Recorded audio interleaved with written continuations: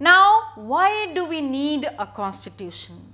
That is one question which everybody keeps asking.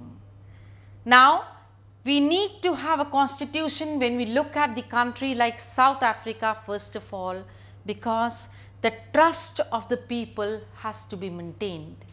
If there are people who are looking for protection, like the whites as I spoke of just now, and they wanted to safeguard their properties, and the blacks had to forgive their past masters, we need to have a constitution, a written document, written laws and guidelines. Well, everybody gets the right to vote, that is one vote, and this is the majority rule which comes forward should not become an absolute power. Meaning to say, when one community becomes the ruler, it should not try and obstruct the feelings and development of the other community.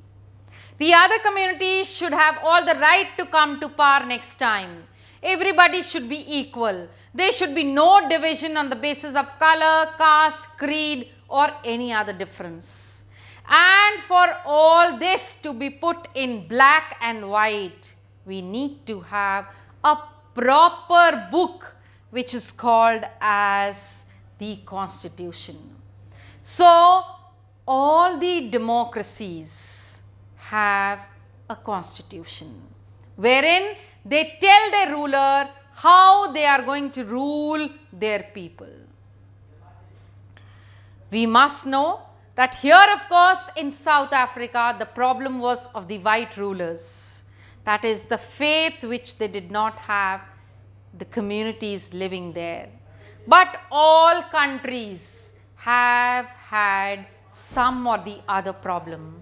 It could be that there are discriminations within the societies, discrimination on the basis of the social, economic or religious status, or there have been oppressed and depressed communities, or there have been people asking for votes, or a particular community, or as I can call it, a particular sex, that is the females demanding for voting right.